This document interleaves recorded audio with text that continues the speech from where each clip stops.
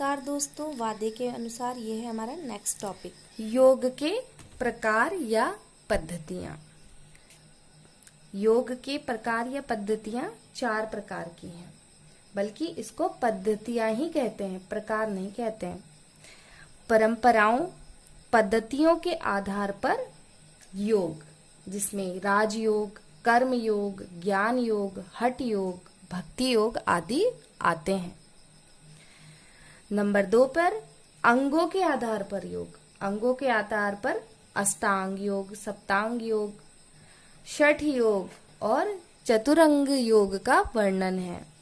संप्रदायों के आधार पर योग जैन योग, बौद्ध योग, शिव योग व सिद्धि योग संप्रदायों के आधार पर आते हैं। व्यक्ति विशेष व स्थान के आधार पर अयंगर योग आदि आते हैं, जिसमें योग का उद्गम या परंपराएं व विकास या इतिहास नेक्स्ट हेडिंग है, जिसमें योग की परंपरा अत्यंत प्राचीन है, इसमें कोई शंका नहीं। परंतु कितनी प्राचीन है, किसने शुरू की, कब शुरू की, इसका उत्तर सीधा व साफ देना संभव नहीं है। परंतु प्राचीन साहित्य में जो उल्लेख मिलते हैं उसके हिसाब से हम इसका अनुमान लगा सकते हैं कि इस समय हुआ होगा, उस समय हुआ होगा। गीता के अनुसार, गीता में श्री कृष्ण जी कहते हैं कि इमा विवस्वते योगम प्रोक्तवानहम वयम विवस्वान्न मनवे प्राहा मुनुरिक्ष्वाक वे अब्रवीत। यानी श्री कृष्ण भगवान बोलते हैं, मैंने इस अविनाशी योग को सूर्य से कहा था, सूर्य ने अपने पुत्र वैवस्वत मुनि से कहा और मनु ने अपने पुत्र राजा इक्ष्वाकु से कहा। यानी ये परंपरा चेन में ईश्वर ने सूर्यदेव, सूर्य ने मनु, मनु से इक्ष्वाकु राजा और उसके बाद ऋषि परंपरा में गई। इसके ही दूसरे श्लोक में बोला है, एवं परंपरा प्रवृत्ति राजस्व विदु सकालेन्य महता योगो नष्ट परमता। हे परम, तब अर्जुन इस प्रकार परंपरा से प्राप्त इस योग को राज ऋषियों ने जाना, किंतु उसके बाद वह योग बहुत काल से इस पृथ्वी में प्राय लुप्त हो गया है। स एवायं मया तेद योग प्रोक्त पुरातना भक्तो असी से मैं सखा चेती रहस्य हेतुत्तनम। तू मेरा भक्त और प्रिय सखा है, इसलिए वही यह पुरातन योग आज मैं तुझको कह रहा हूँ, क्योंकि ये बड़ा ही उत्तम रहस्य है, अर्थात गुप्त रखने योग्य विषय है।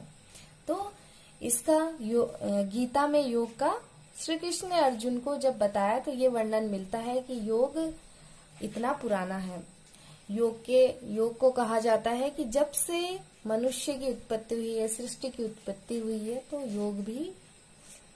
योग की उत्पत्ति भी तभी से।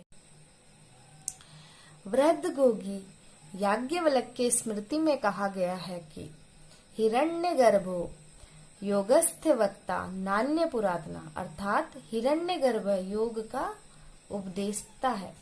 हिरण्यगर्भ को भी ईश्वर के नाम से ही, मतलब ईश्वर का नाम एक हिरण्यगर्भ भी कहा गया है, यानी ईश्वर को ही योग का उपदेष्टा माना गया है।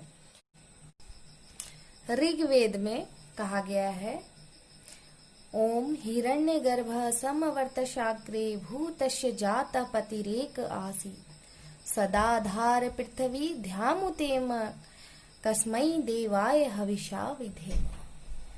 अर्थात हिरण्यगर्भ से सबसे पहले सृष्टि का निर्माण हुआ, उसी से पृथ्वी स्वर्ग आदि सब, उसी ने पृथ्वी स्वर्ग आदि सबको धारण किया। यहाँ पर भी हिरण्यगर्भ का अर्थ ईश्वर से ही है। इसी में हठ प्रतिपिका में कहा गया है, श्री आदित्यनाथ नमोस्तु तस्मै येनोपदिष्टा हठ योग विद्या। यानी यहाँ आदित्यनाथ को हठ योग विद्या का उपदेष्टा माना गया है। योग का इतिहास और कालखंड। वेदों की उत्पत्ति क्रमशः अग्नि ऋषि से, ऋग्वेद वायु ऋषि से, यजुर्वेद आदित्य ऋषि से, सामवेद अंगिरा ऋषि से, अथर्ववेद की उन्होंने उसकी रचना की। योग के कालखंड, योग के इतिहास को हम 5 कालखंडों में विभाजित कर सकते हैं। पहला है श्रुति काल, जिसका 0 से 500 BC तक रहा ये काल। दर्शन काल 500 BC से 100 AD तक। टीका काल 100 AD से 1200 AD तक। और भक्ति व हठ जो योग है वो 1200 AD से 1850 AD तक। आधुनिक काल 1850 BC से अभी तक का जो काल है यही आधुनिक काल है। और ये काल खंड जो बताए गए हैं ये निश्चित नहीं है, मतलब ऐसा अनुमान है। दोस्तों, इन कालखंडों का एक्सप्लेन मैं नेक्स्ट वीडियो में करूंगी, क्योंकि अगर मैंने इस वीडियो में एक्सप्लेन किया तो ये वीडियो बहुत ही लंबा हो जाएगा। तो वीडियो को लाइक करना ना भूलें, चैनल को सब्सक्राइब करना ना भूलें, ताकि नेक्स्ट वीडियो जब भी मैं अपलोड करूं तो उसका नोटिफिकेशन आप तक पहुंच जाए।